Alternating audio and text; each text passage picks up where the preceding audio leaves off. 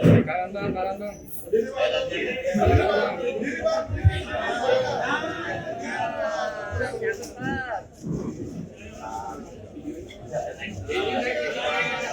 Kanan bawah nih, kanan bawah. Jessica kanan bawah, Jessica. Jessica.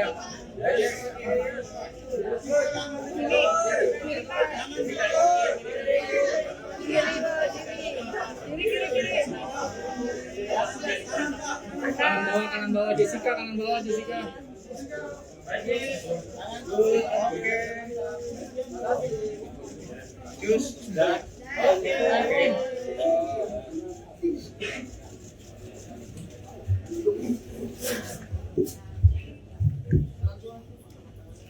Baik teman-teman wartawan yang saya hormati, hari ini adalah hari yang berbahagia buat kami, khususnya buat Jessica Wongso. Karena hari ini Tuhan memberikan kesempatan kepada Jessica untuk dapat bebas bersyarat dari lapas Pondok Bambu, yaitu hari ini tanggal 18 bulan 8 tahun 2024. Jadi persis Jessica sudah hampir 8 tahun lebih, 8 tahun setengah menjalani hukuman di penjara Pondok Bambu Cipinang, Pondok Bambu, lapas Pondok Bambu. Hari ini kami kalau lihat di belakang ini, apa kata-katanya ini ya? Welcome home Jessica Wongso. Yes, welcome home Jess. Ya, kami buat ini karena kami merasa memang Jessica sudah menjadi keluarga kami semua ini. Di sini ada sebuah tim lawyer yang menangani kasus Jessica selama ini yang tetap setia. Mulai tahun 2016 sampai sekarang 2024. Tak satu pun yang berubah, semuanya kita tetap konsisten melakukan bantu hukum kepada Jessica. Ada Firman Maribuan, Profesor Firman, ada Yakub Sibuan, ada Dame Purba, ada Nurul Firdausi, ada Postam Hidayat, ada Edi Batubara, ada James Purba, ada Benny, ada James Maribuan, ada Arya, satu lagi ada Doni, ada Feni, dan semua ada di belakang kami ini. Semuanya adalah tim-tim yang menangani Jessica ini. Jadi tentu teman-teman wartawan bertanya, kok tiba-tiba bisa keluar gitu ya? Padahal kemarin saya bicara tentang pengajuan PK. Ya terus terang aja, bulan yang lalu sampai ke 3 minggu lalu saya berniat dan sudah menyiapkan rencana untuk mengajukan peninjauan kembali. Dan saya banyak dihubungi oleh teman-teman wartawan tentang rencana PK tersebut. Sampai tadi malam pun, kemarin malam pun masih banyak bertanya untuk wawancara dengan saya tentang PK. Tapi jujur saya katakan memang saya sudah dengar sedikit rencana pengeluarannya Jessica ini dari tahanan. Sehingga saya berpikir saya harus menunggu dulu situasi yang tenang, dan akhirnya tiba-tiba mengejutkan sekali bahwa hari ini kami mendapat kabar bahwa dia dibebaskan. Ya, dengan demikian tentunya saya menunda PK-nya pada waktu itu sambil menyelesaikan pengurusan segala surat-surat yang berkaitan dengan keluarnya Jessica ini. Terus terang aja teman-teman, cukup pahit memang buat kami, bukan mudah ya. Bayangkan 8,5 tahun di sana, dan kami terus berkomunikasi selama 8 tahun ini, 8,5 tahun dengan Jessica.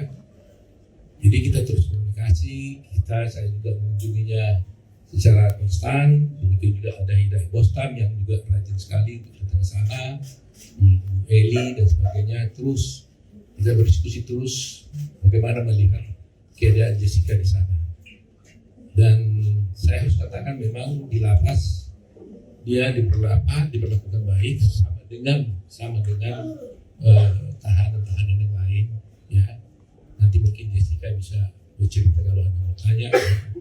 Tetapi yang paling pasti adalah bahwa tadi juga Mbak Jadi ada banyak penggemar Jessica, sahabat Jessica, ya. Tadi dari pagi katanya udah ada di sini, ya, ada di sini semua ya. Pakai tulisan, pakai stand for Jessica, justice for Jessica, macam-macam ya. Tadi juga banyak telepon dan sebagainya. Nah, Jess, saya cerita dulu sama kamu waktu di lapas, kamu kan bisa lihat bahwa apa itu cerita itu, karena dia nggak bisa lihat kan, dia nggak bisa baca apa yang terjadi di luar. Nah, inilah salah satu beberapa teman yang betul-betul mendukung kamu selama di luar. Ini juga namanya di Western for Jessica Mas ini ya, ditulis ya. Ada foto di belakang. Ada foto semuanya nih ya. Jadi terima kasih ya.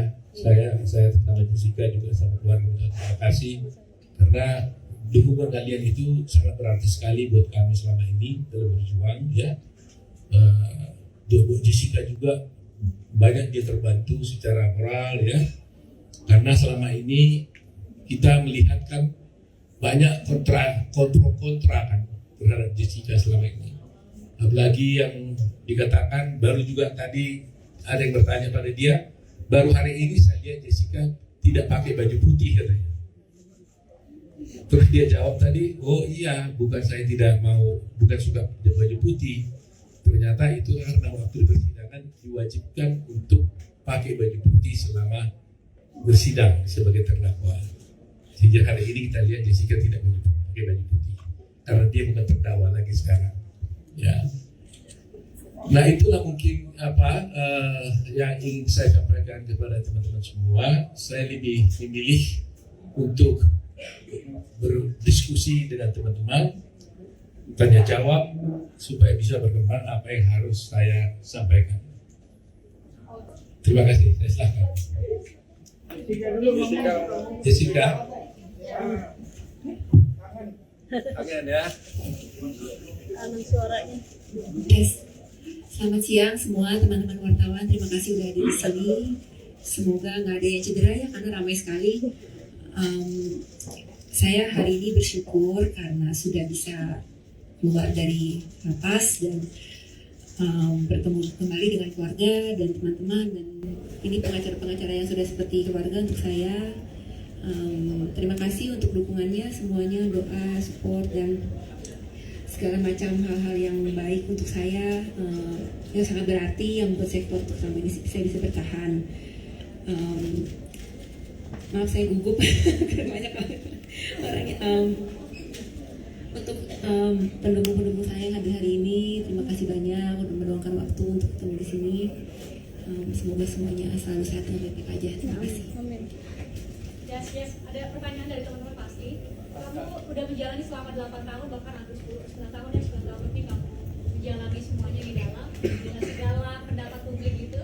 Kamu benci nggak sama semua orang atau siapapun yang membuat kamu harus mendekam di penjara? Kamu benci nggak? Pada waktu awal itu terjadi, saya merasakan sangat sedih sekali ya. Tapi sejalannya waktu dan sekarang ini saya sudah memaafkan semua yang telah melakukan hal-hal yang buruk kepada saya. Sudah tidak ada kebencian lagi di hati saya. Jadi sekarang saya udah pulang aja untuk menjalani, juga saya harus menjalani apa yang seharusnya saya harus jalani. Jadi saya sudah maafkan semuanya dan saya tidak ada dendam sama sekali. Kebencian diri saya sama sekali. Peninjauan kembali tentang pengadilan itu?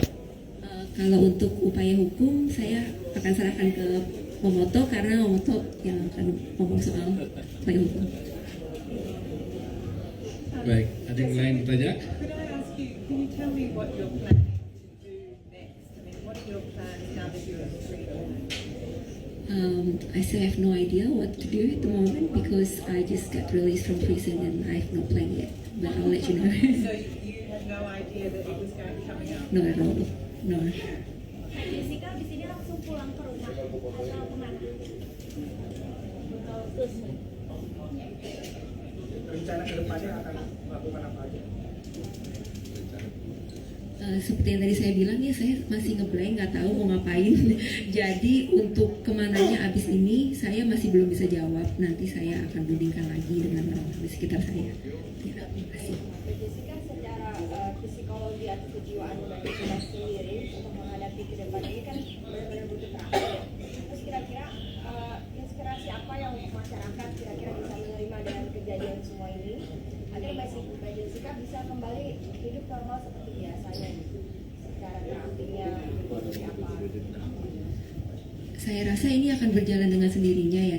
Tapi karena yang kayak tadi saya bilang, saya sudah tidak menyimpan kebencian atau perasaan negatif dalam hati saya. Jadi mungkin niat dan pandangan saya di masa depan itu ya, saya maunya selalu yang terjadi adalah hal yang positif. Jadi kalau misalnya saya meniatkan seperti itu, ya saya berharap saya dan orang-orang di sekitar saya bisa baik-baik saja menjalani kehidupan di masa depan nantinya dengan dipenuhi dengan hal yang lebih baik lagi daripada yang lalu. Iya. Kan disebutkan sebelumnya akan tetap melakukan pesta. Apakah ini karena Jessica juga mau membersihkan nama dari kesalahan ini atau seperti apa, atau nama baik Jessica harus tetap diperbaiki melalui PK ini? Saya tanya dulu, jawab katanya. Jadi begini ya, mengenai soal PK ini ya. Terus terang aja kita mengambil posisi bahwa Jessica sudah dibebaskan dengan bebas bersyarat, ya kan? Jadi kami tim hukum ini selalu menghormati hukum.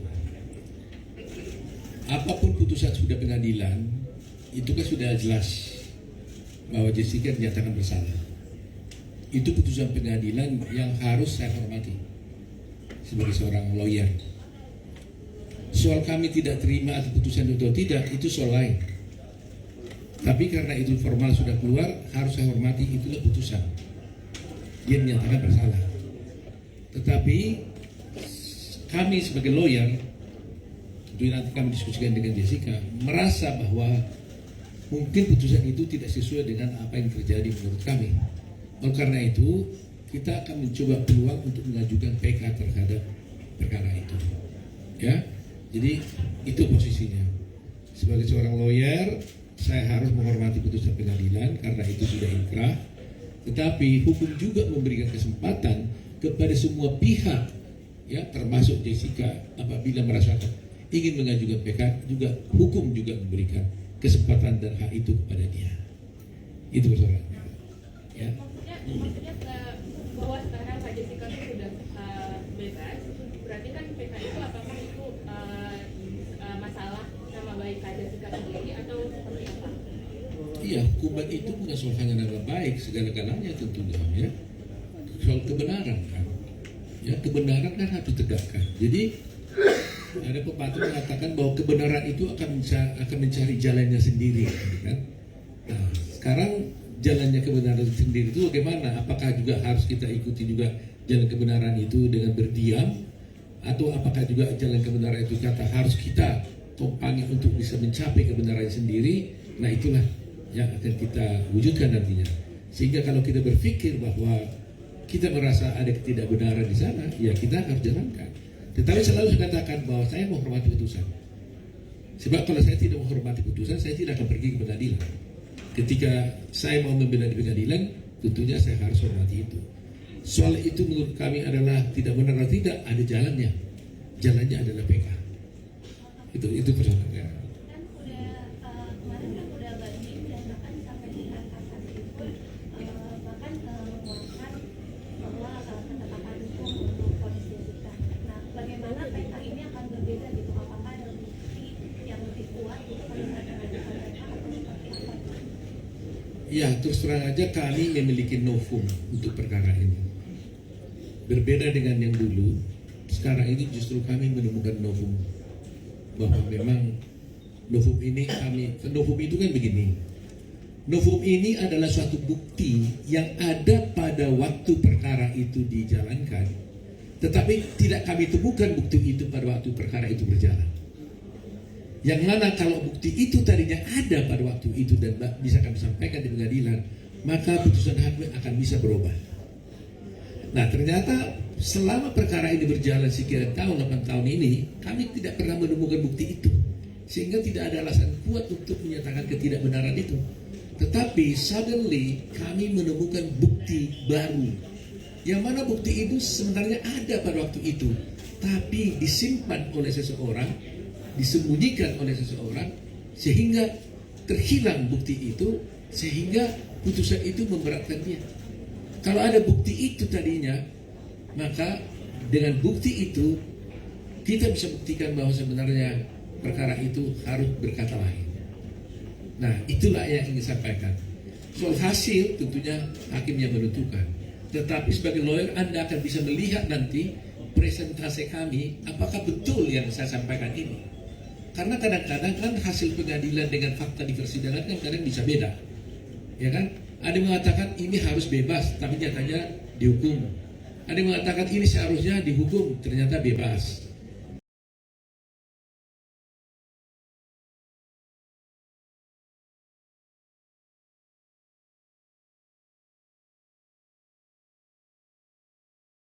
Nah, tetapi saya berharap bahwa kadang-kadang putusan hakim ini tidak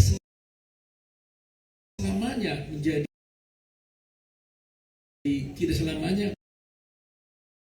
menjadi berakibat buruk kepada seseorang. Ada kalanya orang dihukum tapi tetap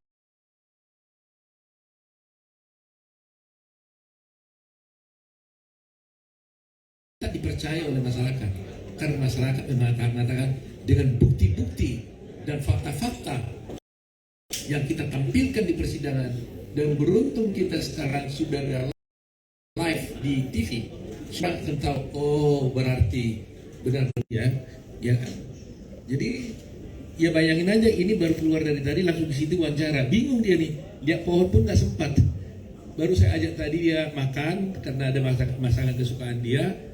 Saya tanya waktu dari malam kemarin, seandainya kau keluar apa yang kau inginkan, katanya sama dia. Dia bilang saya mau makan, katanya. Makan apa? Makan sushi, katanya. Saya sedih juga dengarnya. Itu aja nih, minta yang lain. Dulu saya waktu Australia, saya pengen makan sushi. Di sini nggak ada sushi. Jadi ya saya bilang oke. Karena itu saya bawa dia ke restoran Takumi ini, saya ajak makan sushi. Itu aja permintaan dia, nggak ada yang lain. Jadi saya tanya, kamu rencanamu apa? Saya nggak tahu om, katanya. Blank, katanya. Jadi habis ini juga nanti mungkin saya harus dia dulu istirahat dulu, berpikir-pikir 1-2 hari ini baru dia pikir apa yang harus dilakukannya. Dia bingung sekali. Nah, kalau kalian mungkin ingin lebih tahu, saya ingin bercerita ya pengalaman saya dengan Jessica ini cukup panjang memang. Ya up and down hubungan saya dengan dia ini. Dia kan kita bisa datang waktu dia sedih, suasananya pasti sedih juga. Kita juga waktu datang ke sana bisa juga waktu itu dia gembira, suasananya kan gembira. Tapi ketika dia tanya kapan saya bebas, itulah satu hal yang tidak bisa saya jawab. Air mata kadang-kadang mau menetek juga tuh, jatuh. Tapi saya tahan. Gitu. Tapi beruntungnya saya dengan dia ini. Kalau saya dilihatnya sedikit agak tegang untuk mengirimkan dia hibur saya. Dia bilang, oh jangan pusing dong, jangan begitu dong. Nanti kalau om tegang, siapa yang bela saya? Katanya. Jadi sometimes kita saling backup lah, gitu ya. Jadi itu sebabnya kami tidak pernah berputus asa untuk membela dia ini, karena dia cukup pengertian juga, gitu ya. Walaupun kadang-kadang dia merasa gimana om, nah gitu kan. Ya kita kan susah jawabnya. Gitu. Makanya waktu kemarin itu ada Kak Vina saja, saya merasa guilty feeling. Saya nggak bisa ada orang datang dari kasus Vina ke saya minta tolong, kan itu nggak bisa saya tolak. Tapi kalau saya langsung terjun langsung menangani itu, saya merasa Jessica pasti marah ke saya. Kok itu diurusnya saya punya belum selesai? Gitu nggak deh? Kamu ada perasaan gitu ya? Nah, lihat deh coba, betul kan? Ngaku dia udah. Saya rasa itu sebabnya teman-teman wartawan seringkali kan minta saya wawancara kan, mungkin 2 minggu ini masa kesal ke saya kan. 3 minggu ini banyak wartawan kontak saya minta wawancara tentang kasus Vina. Semuanya boleh katakan hampir tidak saya ikuti. Terus terang aja saya jujur hari ini, buka dosa nih, buka kartu saya nih. Saya nggak enak kepada Jessica. Itu aja. Tapi saya tidak tinggalkan kasus itu karena ada tim saya 150 orang yang bantu itu. Ada Jute, ada Rui dan sebagainya. Begitu saya merasa tanggung jawab saya terhadap Jessica ini. Nah, kalau dari sekarang mungkin sudah mulai agak sedikit tenang. KJ sendiri tahu bakal bebas hari ini, dikasih taunya kapan dan respon KJ sendiri gimana Pak? Terus terang aja kita juga nggak tahu kepastian, cuma memang kita dengar-dengar gitu kan. Tapi kan kita nggak pernah melakukan hal-hal upaya-upaya untuk dibebaskan itu. Jadi sebenarnya lapas yang bisa menceritakan yang sebenarnya ya. Tapi mungkin secara normatif saya tanya waktu mau pulang, saya sendiri baru nanya tadi, Pak siapa tadi itu ya di Bapas, Jessica ini bebas kenapa ya? Pak Andika ya, Jessica ini bebas kenapa sih sebenarnya? Saya tanya, dia bilang ya karena dia memenuhi semua ketentuan-ketentuan untuk dia bisa bebas. Itu saya. Apa saja tuh? Ya itu mereka yang tahu tuh. Semua aturan-aturan itu kan ada untuk remisi ini. Tapi dikasih taunya tuh kapan Bang kalau hari ini bakal bebas? Saya berapa hari yang lalu dengar iya, tapi mereka bilang selama belum ada keputusan resmi, mereka juga tidak bisa memastikan betul keluar atau tidak, ya kan? Cuma diberitahukan tadi malam, mereka mengatakan sudah ada itunya keputusannya, makanya langsung saya beritahu malam hari ya. Dan yang ke KJ sendiri malam tadi juga Kak? Kabar? Dia baru malam.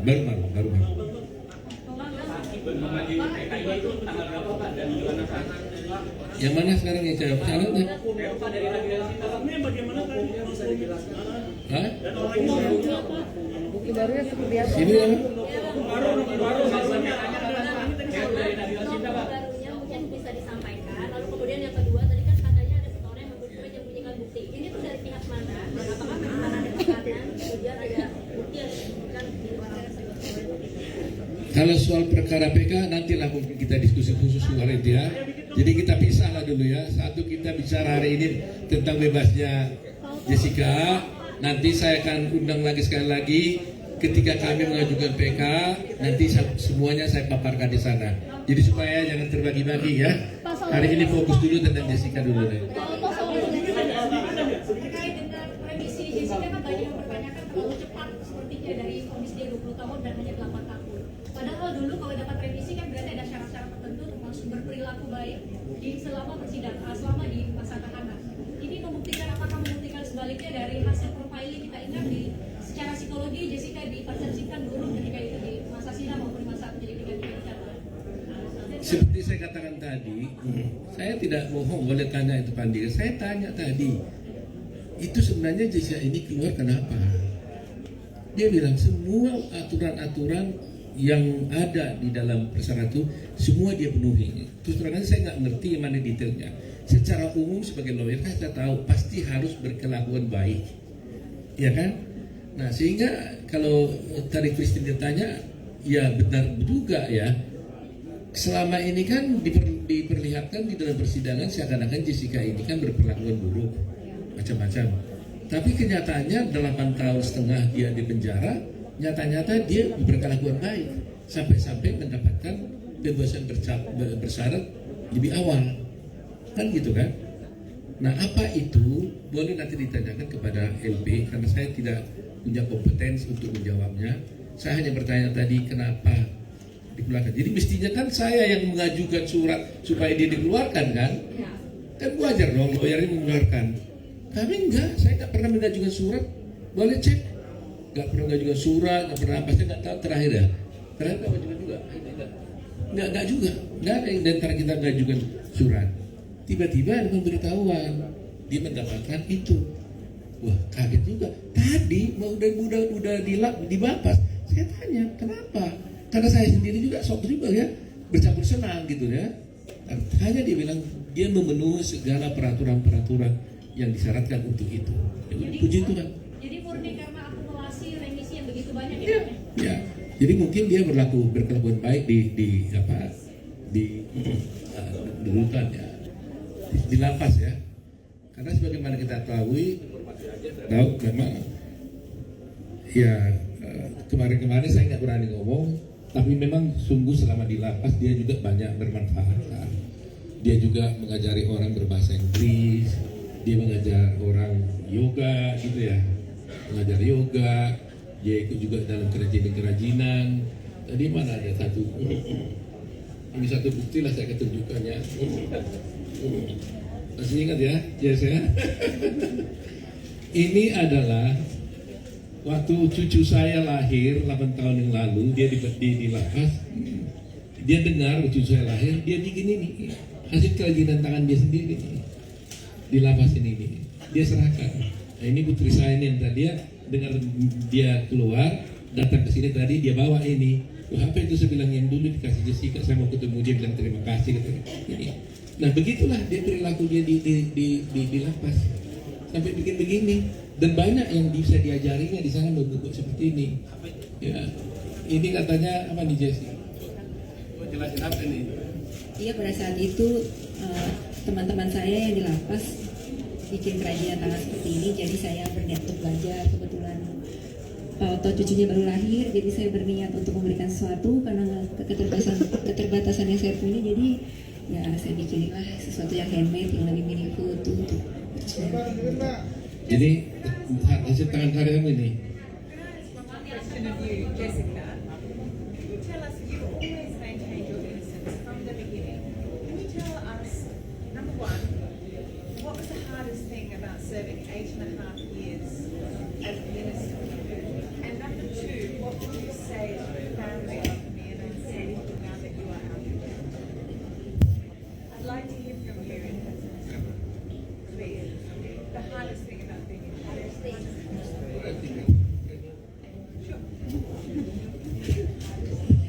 So, Jessica, would you prefer it in Indonesian? No. It's fine? Okay, so I'm interested, you've always maintained your innocence. What was the hardest thing for you about being in jail for 8.5 years? And the second question is, what would you say now to the family of Mirna Salihin? Thank you for the question. Well, I think the hardest thing would be accepting what I have to go through and staying positive and maintaining my sanity and wellness. I guess that's the hardest thing. But sometimes when I'm feeling down, then I have to pick myself up again. And also, for Mina's family, well, I'm sorry for your loss. Like, it's my biggest condolences, but that's all I can say for me. Thank you. Mbak Jessica, ini kan Mbak Jessica sudah keluar dari penjara meskipun statusnya bebas bersyarat. Apakah sejauh ini Mbak Jessica mengakui perbuatan yang dilakukan oleh pengadilan, atau bahkan sampai sejauh ini Mbak Jessica membantah telah melakukan perbuatan itu? Dan terakhir yang kedua, apakah nantinya Mbak Jessica akan menyampaikan langsung gitu ke keluarga almarhum Wayan Mirna atau seperti apa, dan akan menyampaikan apa? Untuk apa yang saya rasakan atau yang saya yakini itu ya ada di biar itu berada di perdilan diri saya sendiri aja. Cuman kalau misalnya keputusan pengadilan itu mengatakan hal yang dikatakan oleh pengadilan, keputusan pengadilan itu tetap harus saya hargai dan saya hormati. Untuk kalau kelanjutan bagaimana nanti proses hukumnya, ya saya serahkan semuanya ke pengacara aja. Kedepan apakah akan menghampiri atau menyambangi begitu keluarga dari almarhum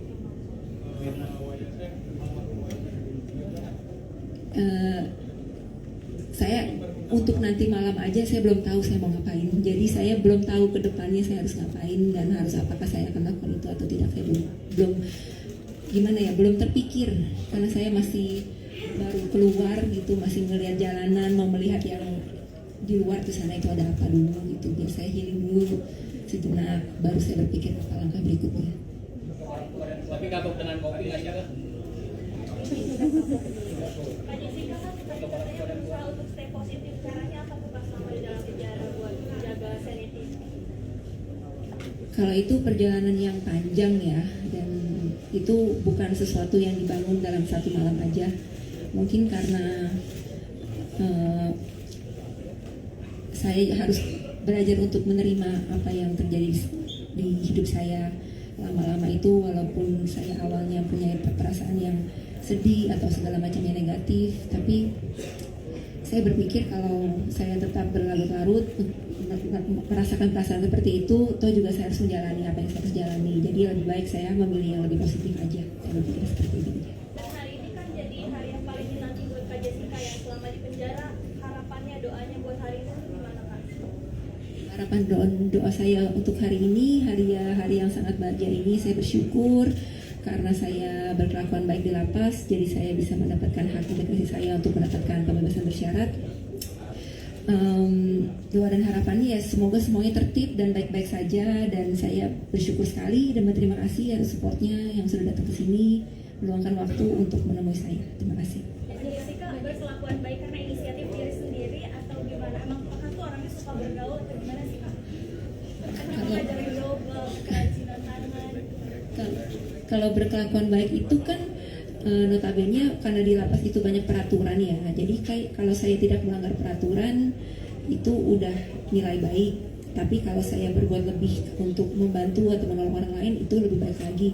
Tapi mungkin karena saya itu secara natural terjadi aja sih kalau menurut saya. Kalau misalnya nggak boleh berbuat seperti ini ya saya tidak berbuat gitu.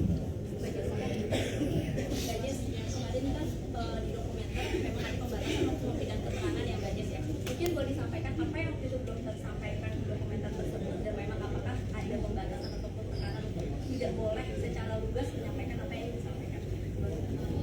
Maaf, untuk hal itu Mbak bisa tanyakan ke pihak Dirjen Pas sendiri ya, karena saya tidak berkepentingan untuk menjawab Tapi itu. apa yang belum tersampaikan mungkin Mbak Jessica Ya kalau itu banyak ya, cuma mungkin nggak hari ini, lain kali kita kumpul lagi. Apakah memang ada ini dari apa sih Dirjen Pas tidak boleh berkomentar terhadap hal-hal yang khususnya beberapa ini ya? Saya kira tidak ada larangan-larangan apapun yang disampaikan kepada saya. Tapi saya lawyer kan tahu bahwa ada aturan-aturan seorang yang baru dibebaskan itu yang harus ditaati karena dia masih bebas bersyarat, ya kan? Jadi harus dia taati. Tapi itu tidak berarti dia tidak bisa berkata apapun, tidak, ya kan? Tetapi dia harus berkelakuan baik juga di luar, ya kan? Contoh, umpamanya dia tidak boleh melakukan perbuatan yang jahat di luar, ya kan? Itu salah satu contoh. Karena itu aturan yang dibuat oleh di PB. Tetapi kalau persoalan apakah seorang terdakwa atau seorang terpidana itu bisa menggunakan haknya di pengadilan, itu nggak pernah dilarang. Nah, itu kan kewajiban yang diatur di dalam undang-undang, bahkan undang-undang dasar gitu. Hak orang untuk mengajukan hanya ke pengadilan gitu. Oh, itu artinya ini tugas negara sebagai Indonesia khususnya mengenai kasus Jessica Mirna ini dari kuasa hukum sendiri untuk melihat secara luas dan jernih. Dari negara sendiri memang sudah jernih melihat perilaku tersebut, dan apakah nanti ada ketika nilai dari jaksa melihat kasus ini, apakah memang ada pengadilan lagi atau memang sampai kemudian bisa benar-benar bebas secara penuh gitu, dan nilai paham untuk masyarakat yang bisa menjadi ilham dan pelajaran yang sangat baik untuk masyarakat. Begini ya, faktanya ini kan ada memang korban yang meninggal, yaitu Mirna, ya kan? Jadi bagaimanapun saya harus juga punya perasaan, ada orang yang seorang Mirna telah meninggal dan punya ayah dan punya keluarga. Di satu pihak ada seorang bernama Jessica Wongso dituduh melakukan pembunuhan. Yang saya mengatakan meyakini mungkin Jessica yang melakukan. Jessica mengatakan sebenarnya dia tidak. Tapi putusan hakim mengatakan dia bersalah. Tapi masih ada hak juga untuk mengajukan PK untuk tidak mengatakan itu. Nah, jadi di sini kita tidak mau berbantah-bantah, gitu ya. Nah, dulu pernah saya ucapkan, seandainya tadinya kami bisa bekerja sama dengan keluarganya Mirna, ya, Anda Salihin, untuk sama-sama satu pikiran untuk mencari siapa sebenarnya yang melakukan pembunuhan, ini akan lebih mudah, ya kan? Sama-sama kita cari. Kalau memang dia, ya oke, dia. Tapi siapa tahu ada kemungkinan lain. Nah, jadi persoalannya sekarang di pihak sana kan menutup suatu kemungkinan, tidak ada kemungkinan lain kecuali dia. Ini yang jadi kita mengalami kesulitan. Kalaulah sedikit mereka buka pintu, siapa tahu memang ada kemungkinan yang lain itu. Inilah sebenarnya yang harus kita cari bersama-sama. Tadinya itu kita harapkan kerjasama yang baik gitu loh. Jadi saya juga sebagai lawyer tidak defend mati-matian sampai rupanya pokoknya tidak. Kita buka bersama-sama fakta-faktanya sebenarnya itu. Nah, kalau ada tanya bagaimana pembelajaran pada hukum dan sebagainya, saya terus terang aja hanya ingin melihat begini. Banyak kasus ini kan sudah menjadi booming ya. Bahkan kasus Jessica Wongso sudah saya tahu itu sudah menjadi pelajaran umum wajib di beberapa universitas. Ya, semua mereka mempelajari ini. Bahkan saya sendiri dengan mahasiswa saya katakan, kalau Anda ingin belajar hukum acara pidana menjadi seorang lawyer, Anda tonton filmnya Jessica Wongso, mulai dari awal sampai akhir, saya jamin dia sudah langsung bisa beracara pengadilan dengan sempurna. Karena apa? Karena itu langsung contoh konkret dari semua hukum acara yang ada di Indonesia ini, mulai dari awal, ya. Dengan bagaimana soal-soal kesaksian ada di sana. Cukup dia menonton itu, dia lolos di situ. Nah, tetapi saya juga masih melihat ada beberapa hal yang seharusnya harus diluruskan karena ada beberapa di persidangan itu yang saya lihat itu tidak dilaksanakan dan bahkan diabaikan. Yang sampai sekarang terus terang saja banyak nanti kita soal DPK kita bisa bicara ya. Tapi hanya saya menjelaskan aja.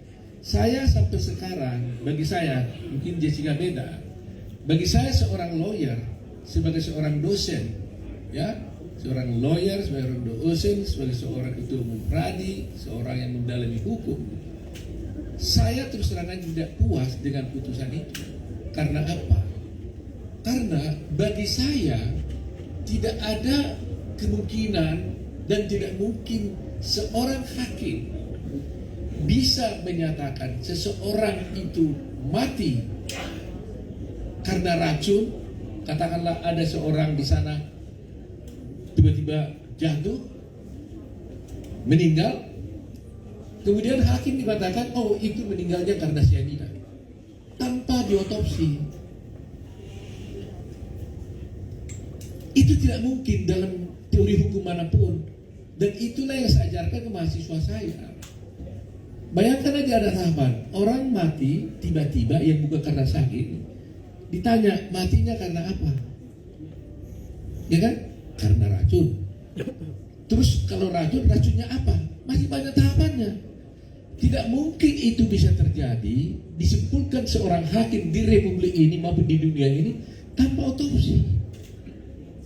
Dalam kasus ini Mirna dinyatakan mati karena minum racun dan jenisnya adalah cyanida, padahal dia tidak diotopsi. Apa Anda pernah lihat di republik kita ini ada orang mati yang masuk kasus pembunuhan yang tidak masuk perkara dengan dia yang tidak diotopsi? Kasus Sambo semua diotopsi, Vina kan diotopsi. Tahunnya sama dengan kasus Vina 2016, bersamaan dengan kasusnya Jessica. Cuma kasus dia tenggelam karena Jessica punya itu langsung di live pada waktu itu. Tapi itu juga diotopsi loh tahun 2016. Kenapa Mirna tidak diotopsi? Sehingga hakim mengatakan Mirna mati karena racun dan dia ketahui racunnya cyanida tanpa diotopsi. Dari mana dasarnya?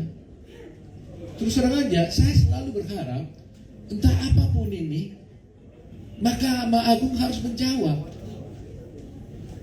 Apakah seorang hakim bisa menyatakan sebab matinya seseorang yang mati karena tiba-tiba bukan karena sakit dan mati katanya karena racun tanpa otopsi?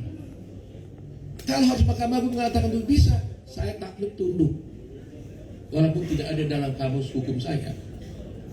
Itu yang harus dijawab oleh Mahkamah Agung dulu, di luar yang lain-lain. Kenapa Mahkamah Agung dan semua hakim mulai dari pengadilan mengabaikan ini? Argumentasi hukum saya mengenai dengan mengenai otopsi ini nggak pernah dijawab, tidak pernah dipertimbangkan. Jadi coba bayangkan, bisa nggak Anda terima ada orang mati tiba-tiba jatuh bukan karena sakit, lantas sakit bilang oh itu matinya karena cyanida tanpa otopsi. Itulah yang terjadi dalam kasus ini. Jadi ada ketidakpuasan saya secara akademik sebagai seorang lawyer tentang putusan ini. Sementara semua ahli yang kita ajukan, baik di Indonesia, baik yang dari luar negeri, Australia dan sebagainya, termasuk Singapura, saya tanya semua itu, mereka mengatakan impossible. Seorang mati karena racun itu hanya bisa diketahui kalau diotopsi. Dan kalau itu tidak diotopsi, maka tidak ada kasus, no case. Itulah kira-kira yang menjawab pertanyaan tadi itu ya.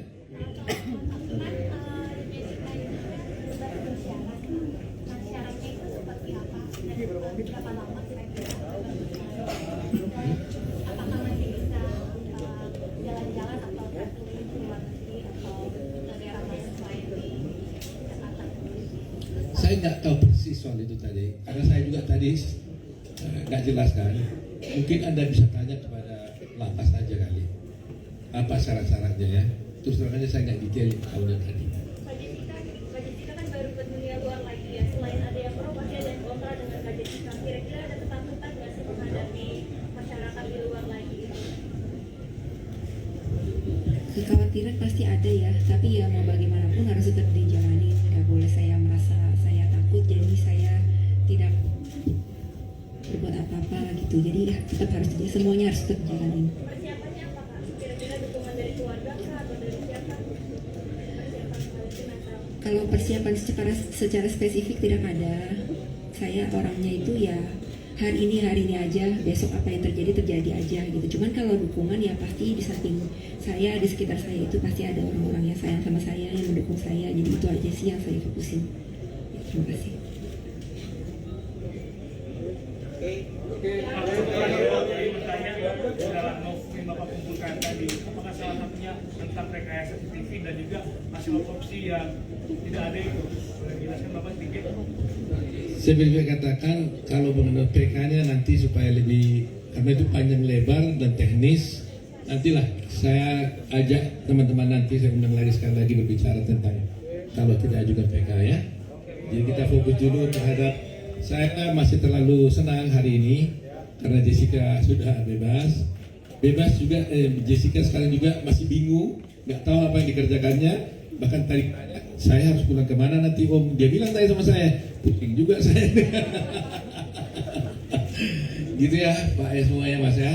Terima kasih atas partisipasinya, mohon doanya, mohon dukungannya kepada kami semua. Ada Jako, Firman mau ngomong? Ada? Semua nggak ada yang bicara? Cukup ya? Oke ya.